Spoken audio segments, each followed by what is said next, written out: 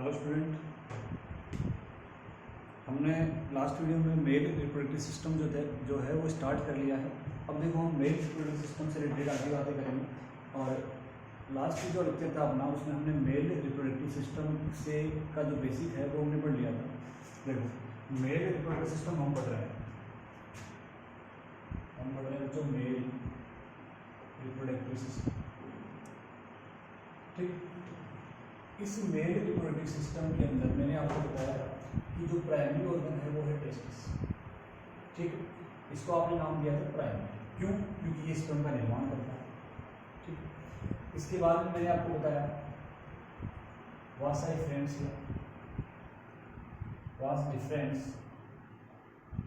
Educated duct,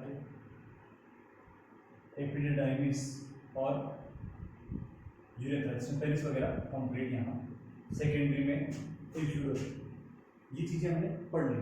इसके साथ ही हमने टेस्टिस के बारे में जो बातें करी हैं वो सारा इसके ये तो जाएगा सेकेंडरी ऑर्गन। और एक बात और करी हमने रिप्रोडक्टिव ग्लैंड के बारे में। रिप्रोडक्टिव ग्लैंड तो कौन कौन सी ग्लैंड? प्रोस्टेट, काउपर ग्लैंड जिसको बल्बोयूरेथ्रल भी कह रहे हैं, और एक ग्लैंड हमने और कौन सी पढ़ी थी? देखो 3 ग्लैंड हमने पढ़ी है। और सेकेंडरी ऑर्गन्स के बारे में बात करिए और टेस्टिस के बारे में। तो टेस्टिस वाला जो पार्ट है वो हमने पढ़ लिया है, ठीक है। तो प्राइमरी ऑर्गन की यदि बात करते हैं तो आपका आंसर आएगा टेस्टिस। सेकेंडरी की बात करते हैं तो ये सारे ऑर्गन्स इसमें। उसके बाद रिप्रोडक्टिव ग्लैंड की यदि बात करते हैं तो रिप्रोडक्टिव ग्लैंड के अंदर हमने पढ़ी है 3 ग्लैंड, सेमिनल वेसिकल्स, दोनों संख्या की 2, प्रोस्टेट और काउपर या बल्बोयूरेथ्रल ग्लैंड्स को हमने कहा। क्लियर है यहाँ पे? ये तो हमारा हो गया लास्ट की क्लास की बात। अब हम आज पढ़ेंगे टेस्टिस की स्ट्रक्चर के बारे में। देखो बच्चों, थोड़ा सा इसको ध्यान से समझना।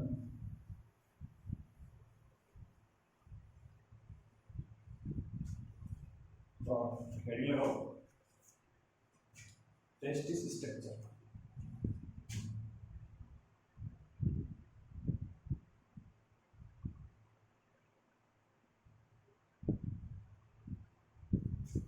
हेडिंग लगाओ टेस्टिस स्ट्रक्चर।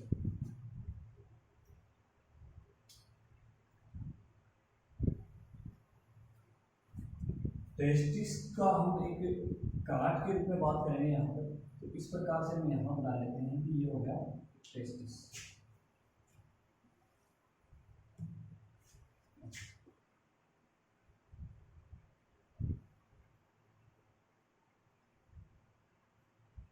दो लेयर से ये बना है, ठीक है।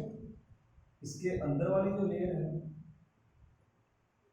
ये रेड कलर में होती है, और रेड कलर का कारण है यहाँ पे ब्लड वेसल्स के कारण।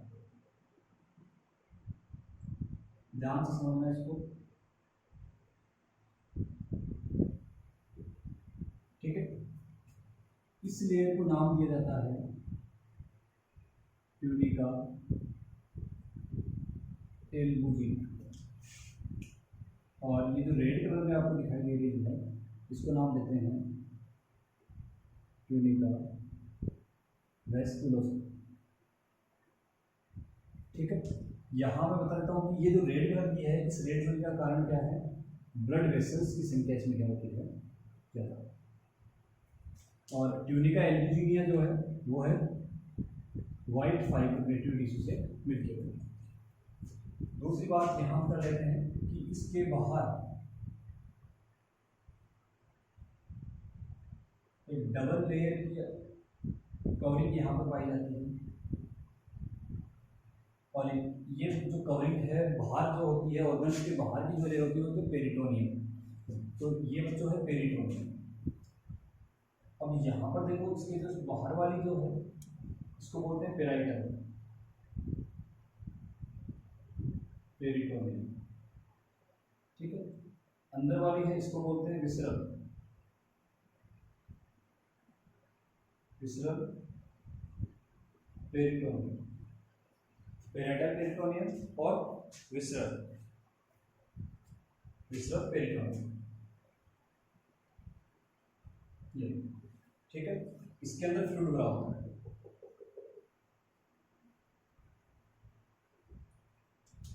केवल अभी आपको ये 4 नाम आपको ध्यान में रखने हैं। देखो आराम से दिख रहे हैं कि मैंने आपको यहाँ बताया है कि एक तो जो टेस्टिस है उसके बाहर होती है ट्यूनिका एल्ब्यूजिनिया, उसके अंदर की वो रेड कलर में जो बनाई है ट्यूनिका वेस्कुलोसा जिसमें ब्लड वेसल्स है। उसके बाहर जो कवरिंग है पेरिटोनियम की, उसमें बाहर वाली पेराइटल और अंदर वाली विसरल पेरिटोनियम, और दोनों को मिला के यहाँ बोलते हैं ट्यूनिका वेजाइनलिस। तो ये वाली जो है इसको हम बोलेंगे ट्यूनिका वेजाइनलिस। ये यानी कि ये कंप्लीट जो है ये है ट्यूनिका वेजाइनलिस। फिर तो हम ये कहेंगे कि जो टेस्टिस है वो टेस्टिस की जो स्ट्रक्चर है उसमें 2 लेयर हैं, एल्ब्यूजिनिया और वेस्कुलोसा। उनके बाहर पेराइटोनियम की जो लेयर होती है उस पेराइटोनियम की लेयर को क्या बोलते हैं ट्यूनिका वेजाइनलिस। दूसरी बात यहाँ पर इसके अंदर जो फ्लूइड भरा हुआ है इस फ्लूइड का नाम देते हैं जो सीरस फ्लूइड। ये तो हो गई इसके स्ट्रक्चर की बात हो गई, इसके जो बाहरी जो कवरिंग है वो कंप्लीट हो गई। देखो यहाँ तक आपके समझ में आया, इसमें आपको कंफ्यूज नहीं होना है। एल्ब्यूजिनिया क्या है, वेस्कुलोसा क्या है, पेराइटल पेरिटोनियम क्या है, विसरल पेरिटोनियम क्या है और ट्यूनिका वेजाइनलिस क्या है। देखो ट्यूनिका की 3 लेयर यहाँ बनी हुई है। एक सबसे बाहर वाली लेयर है जिसको कहते हैं ट्यूनिका वेजाइनलिस।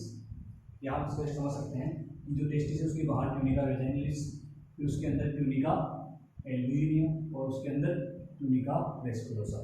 तो ट्यूनिका ये सबसे बाहर वाली लेयर हो जाएगी, ये वाली जिसको वेजाइनलिस करें, ठीक है, इसको हम कहें वेजाइनलिस। उसके बाद इसके बाहर बीच वाली जो लेयर है उसको हम कहें ट्यूनिका एल्ब्यूजिनिया, ये वाली लेयर हो जाएगी। उसके अंदर वाली है वेस्कुलोसा, तो ये हो जाएगी ट्यूनिका वेस्कुलोसा। समझ ले, समझ में आया? देखो अब हम बात करते हैं आगे। ये जो टेस्टिस है इसके यहाँ पर ये इस प्रकार से डिवाइड होता है, ठीक। और ये 2 पार्ट में इसको डिवाइड कर रहा है, एक बड़ा पार्ट है और एक छोटा पार्ट है। आई बात समझ में? और इस वाले पार्ट को नाम दिया जाता है जो ट्यूनिका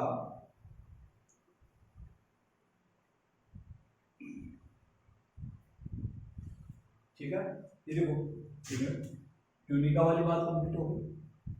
मिड पार्ट में है तो इसको नाम देते हैं मीडिया स्टेम। ये याद रखना, मीडिया स्टेम। क्लियर है यहाँ तक? मीडिया स्टेम हो गया। मीडिया स्टेम ऑफ टेस्टिस इसको कह सकते हैं। मीडिया का मतलब आपको याद रखना है कि जो इसके सेंटर पार्ट में डिवाइड हो रहा है ये हो जाएगा। अब देखो यहाँ पर काम की बात, इसके अंदर यहाँ पर एक टेस्टिस में लोब्यूल्स होते हैं। ये क्या है बच्चों? लोब्यूल्स। और इनकी संख्या आपको मैं यही बता देता हूँ कि एक टेस्टिस में 250 से 300 लोब्यूल्स होते हैं।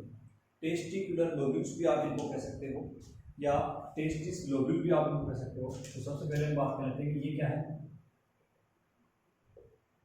टेस्टिस लोब्यूल्स, ठीक है। संख्या होती है इनकी 250 से 300, ठीक है। इसके अंदर ट्यूब होती है,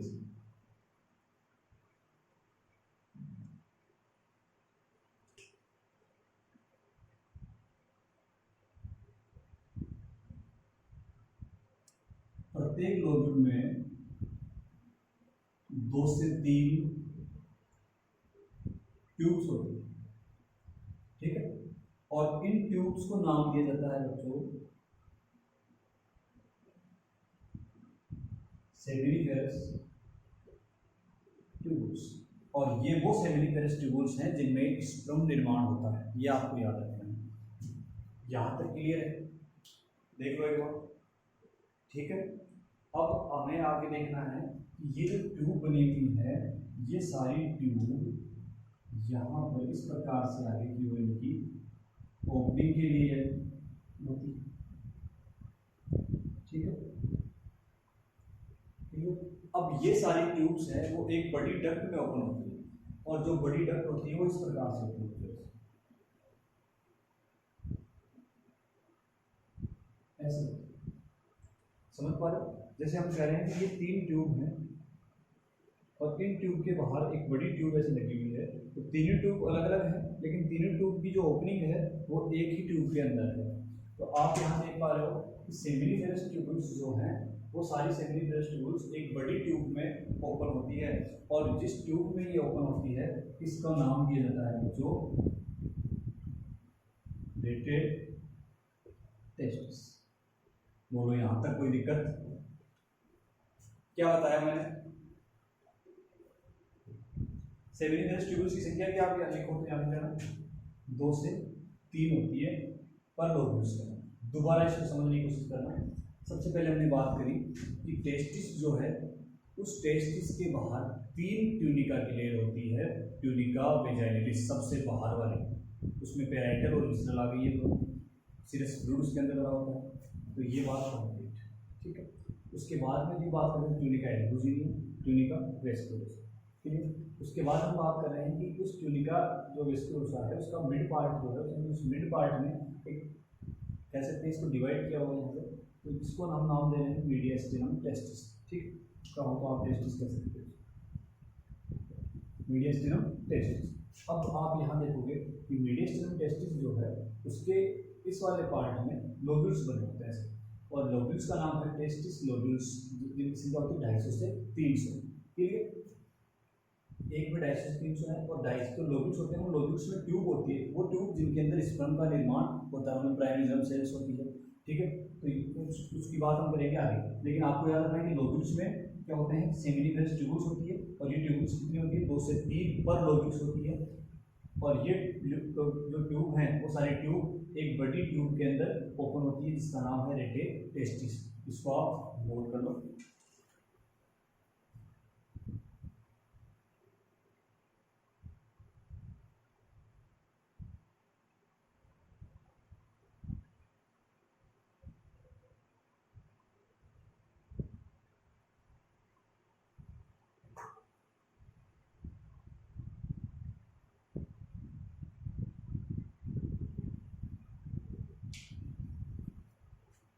स्क्रीनशॉट ले लो ताकि हो जाए, दिख रहा है सब?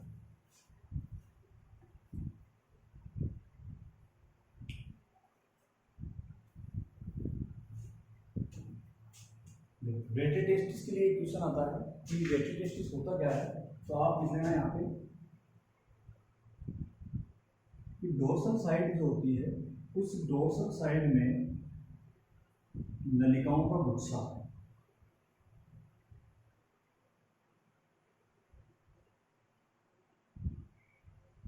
नलिकाओं का गुच्छा होता है। जैसे इसको आप ऐसे समझ सकते हो, या आपने इसका स्क्रीनशॉट ले लिया, अब देखो इसमें इस प्रकार से छोटे छोटे ट्यूब्स होती है, समझ पा रहे हो? प्रत्येक छोटे छोटे ट्यूब होती है और वो यहाँ पर आके ऐसे इकट्ठी हो जाती है, और फिर ये यहाँ से बाहर निकलती है। ये जो ट्यूब, बहुत सारे ट्यूब इकट्ठा हो गए और उनका एक क्या बन गया है, गुच्छा बन गया है। यही गुच्छा क्या कहलाता है बच्चों, रेटेड टेस्टिस का। तो रेटेड टेस्टिस क्या होता है समझ गए। ट्यूनिका की बात कंप्लीट हो गई है, मीडियस्टेनम क्या होता है ये भी बात खत्म हो गई है, टेस्टिस लोब्यूल्स कितने होते हैं, क्या होते हैं ये भी मैंने बता दिया है, और सेमिनिफेरस ट्यूबुल्स की बात भी हमने कंप्लीट कर दी। क्लियर? आगे चले।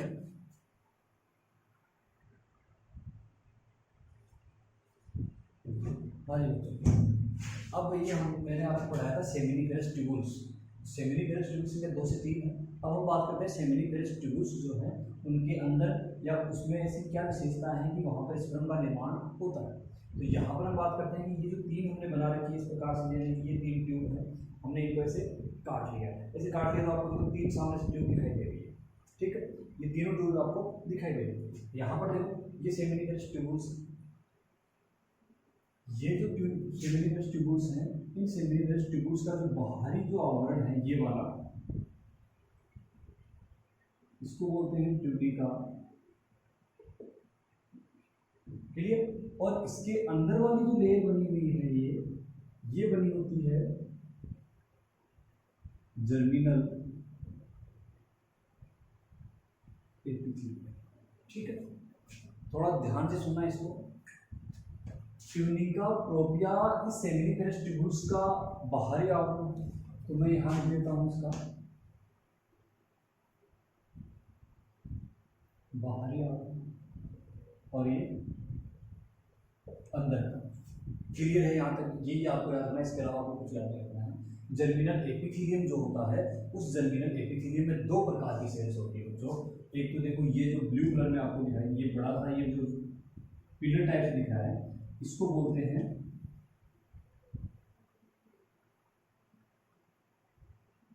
Columnar cell.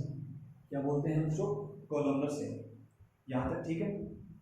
कोलमनर सेल का एक नाम और है, इसको हम करें सर्टोली सेल। सुना होगा आपने, जो स्पर्म को पोषण देने का काम करता है। बहुत इंपॉर्टेंट क्वेश्चन है, स्पर्म को पोषण कौन देता है? कोलमनर सेल और सर्टोली सेल। क्लियर? यहाँ पर ये जो बड़ी साइज में है, ये जो बड़े कॉलम आपको दिख रहे हैं, ये तीनों क्या है? कोलमनर। ऐसी बहुत सारी होती है, मैंने आपको समझाने के लिए तीन बनाई, लेकिन इनकी संख्या क्या होती है? दूसरी सेल्स की तुलना में कम होती है। ये वाली जो सेल्स हैं क्यूबोइडल सेल्स। देखो सेमिनिफेरस ट्यूबुल्स, सेमिनिफेरस ट्यूबुल्स का बाहरी आवरण क्या होता है? ट्यूनिका प्रोपिया। अंदर वाला जर्मिनल एपिथेलियम से मिलकर बना हुआ है। जर्मिनल एपिथेलियम में दो प्रकार की सेल्स होती है, कोलमनर सेल्स और क्यूबोइडल सेल्स। क्यूबोइडल सेल्स जो है, इनका दूसरा नाम प्राइमरी जर्म सेल, पीजीसी। याद रह जाए। देखो बच्चों, इंपॉर्टेंट चीज यहाँ पर यह है कि इस सेमिनिफेरस ट्यूबुल्स में स्पर्म का निर्माण होता है। तो स्पर्म निर्माण जो होता है वो जर्मिनल एपिथेलियम की क्यूबोइडल सेल या प्राइमरी जर्म सेल जो होती है उससे होता है। किसका निर्माण? स्पर्म का निर्माण। क्लियर? कोलमनर या जो सर्टोली सेल है, उसका काम है इस क्यूबोइडल सेल से बने स्पर्म को पोषण प्रदान करना। ठीक है? यहाँ हम कह रहे हैं कि ये जो बीच वाला, जो इनके बीच में जो पार्ट होती है, वहाँ पर भी लीडिंग सेल्स या इंटरस्टिशियल सेल्स जो हार्मोन्स को सिक्रेशन करती है, और यहाँ पर होता है एडिपोज टिश्यू। ठीक है? इनके बीच में क्या होता है जो एडिपोज टिश्यू। यहाँ तक कोई दिक्कत नहीं है। सेमिनिफेरस ट्यूबुल्स, बाहरी आवरण किसका बना हुआ है? आंतरिक किसका बना हुआ है? कितने प्रकार की सेल्स होती है? कोलमनर सेल्स जो होती है उनकी संख्या क्या होती है? कम होती है, और इनकी जो संख्या है वो क्या होती है? ज्यादा होती है। नोट करो।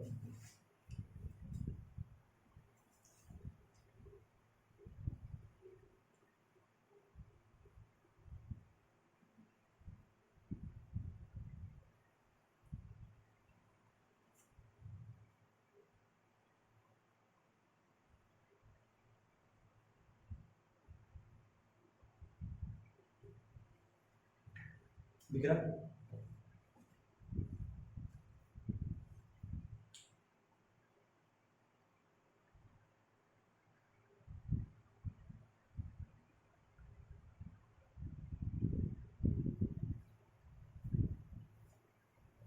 चलो आगे बात।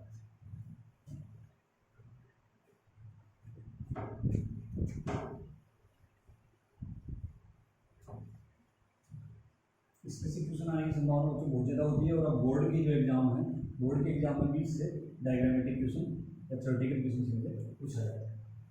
ठीक है? टेस्टिस की स्ट्रक्चर से इंपॉर्टेंट क्वेश्चन आते हैं। अभी हमने कहा कि जो सेमिनिफेरस ट्यूबुल्स हैं,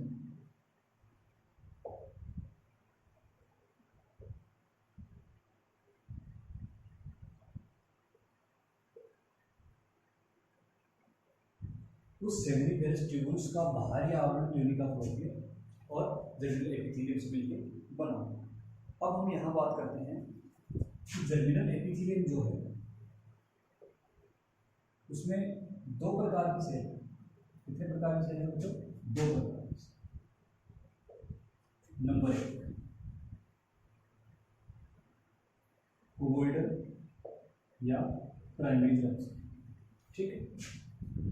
दूसरा हम कह रहे थे कोलमनर या सर्टोली सेल। ठीक है?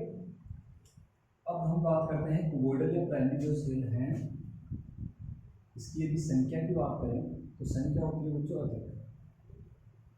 और दूसरा पॉइंट, इसका काम है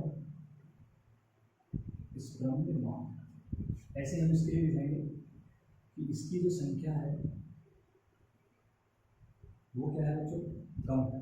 संख्या कम है, और ये क्या करते हैं, स्पर्म को, सर्टोली सेल्स जो है इसको नर्स सेल भी कहा जाता है, ये भी आप याद रखो। इसको क्या कहते हैं,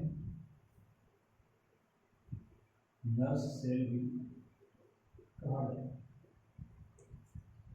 याद रखो।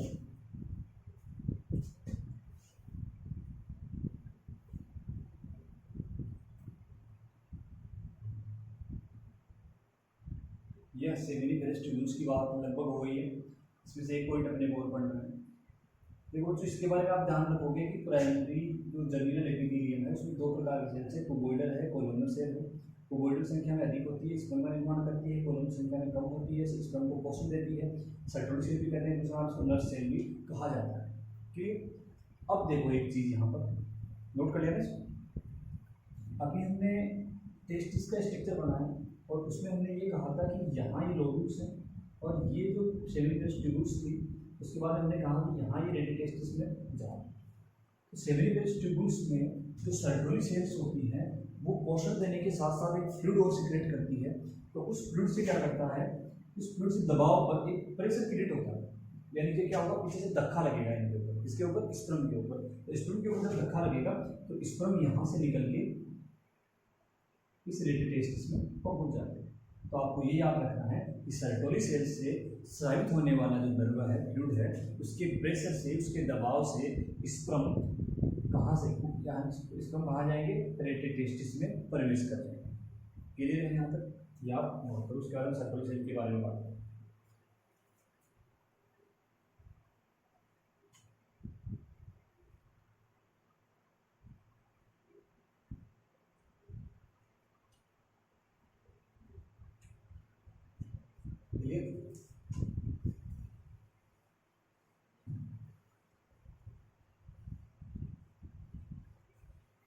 अब अपना एक पॉइंट है इसमें,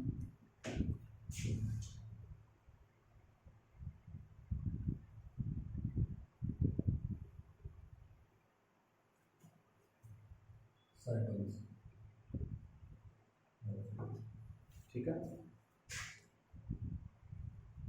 हम बात करेंगे सर्टोली सेल के फंक्शन के बारे में, नर्स सेल की हम बात करेंगे फंक्शन। ठीक है, यहाँ मैं लिख देता हूँ। अभी मैंने आपको बताया सर्टोली सेल का मेन फंक्शन जो है वो क्या है, बताओ। पोषण है, यहाँ हम लिखेंगे स्पर्म को सपोर्ट एंड पोषण प्रदान, ये पहला है। एक दूसरा काम बहुत ही इंपॉर्टेंट है, वो आपको याद रखना है कि स्पर्म जो है वो मियोसिस के बाद में बनता है। तो स्पर्म जो होगा वो हैप्लॉइड होता है, ये आप सब जानते हैं। क्या होता है बच्चों, हैप्लॉइड होता है। और हमारी बॉडी की दिन बात करते हैं तो वो क्या है, डिप्लॉइड। अब आप ये देखो कि हैप्लॉइड सेल से डिप्लॉइड सेल के संपर्क में आएगी तो डिप्लॉइड सेल हैप्लॉइड सेल्स के लिए क्या बना देगी, एंटीबॉडी बना देगी। तो जिस प्रकार से हम करें कि ये सर्टोली सेल हैं तो स्पर्म इनके अंदर इस प्रकार से मैसेज होगा, ठीक है। हालांकि ये भी डिप्लॉइड है लेकिन ये इसमें क्या बनाती है, ब्लड टेस्टिस बैरियर, कि इन दोनों को एक दूसरे में यानी हमारी डिप्लॉइड बॉडी के संपर्क में आने से इसको रोकती है। कौन, सर्टोली सेल। तो यहाँ इसका काम हो जाएगा कि ये क्या कर रही है, ब्लड टेस्टिस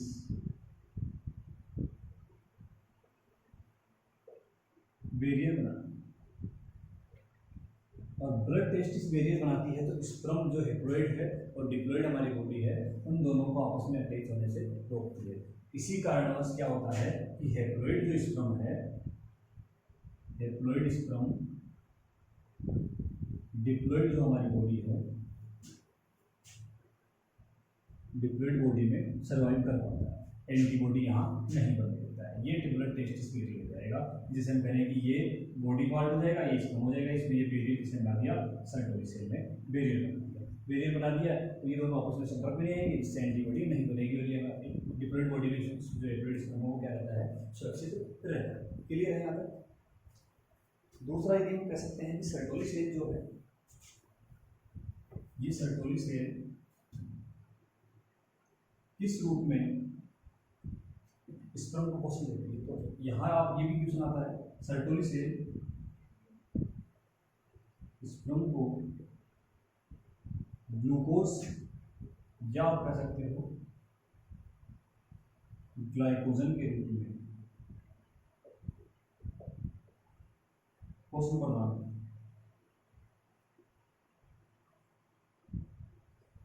ठीक, ये हो जाएंगे सर्टोली सेल के कार्य।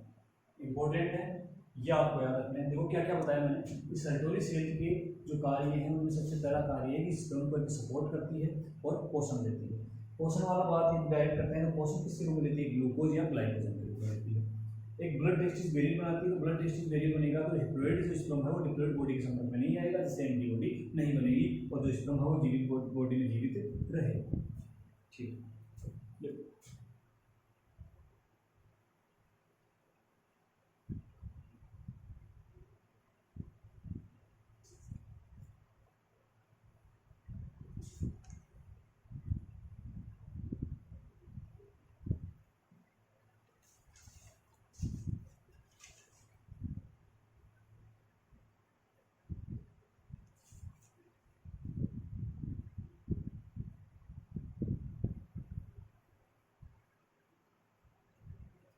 क्लियर।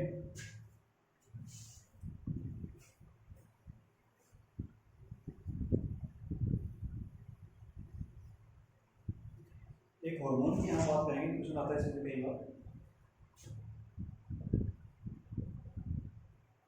AMH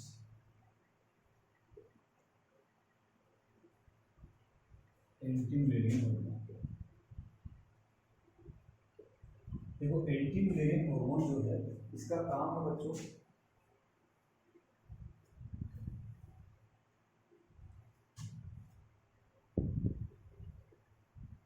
मुलेरियन डक्ट को नष्ट करना। इसमें मेल एम्ब्रियो के अंदर मुलेरियन डक्ट को ये क्या करता है, नष्ट करता है। क्योंकि मुलेरियन डक्ट जो है, इस मुलेरियन डक्ट से फीमेल एम्ब्रियो में फैलोपियन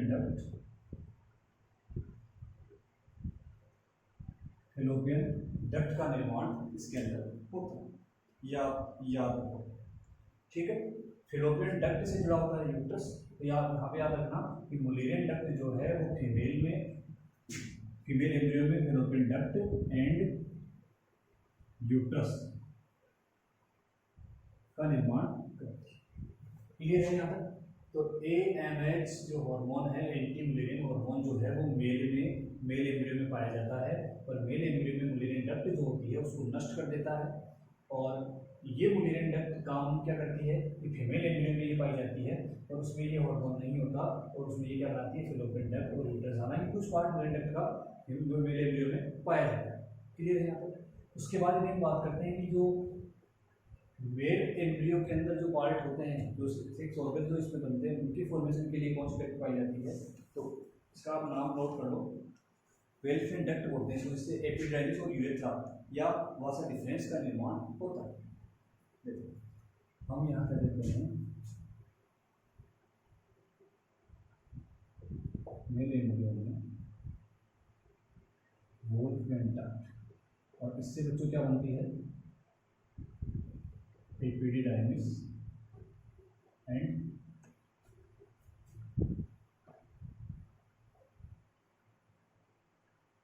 डिफरेंस का निर्माण। दो चीजें मैंने आपको यहाँ बताई है। AMH एंटी मुलेरियन हार्मोन जो है वो मेल एम्ब्रियो में मुलेरियन डक्ट को नष्ट कर देता है। अब आप यहाँ देखो कि मुलेरियन डक्ट जो है, इस मुलेरियन डक्ट का काम क्या है, फीमेल एम्ब्रियो में फैलोपियन डक्ट और यूट्रस का निर्माण है। क्लियर। फैलोपियन डक्ट और यूट्रस का निर्माण किसमें होता है, मेल में होता है, मेल में नहीं होता है, इसलिए मेल में इसको क्या कर दिया जाता है, नष्ट कर दिया जाता है। अब यदि हम बात करते हैं कि मेल एम्ब्रियो में क्या काम है इसका, तो मेल एम्ब्रियो में जो वासा डिफरेंस और एपिडाइमिस होता है उसका निर्माण कौन करता है, वोल्फियन डक्ट का। ठीक, नोट।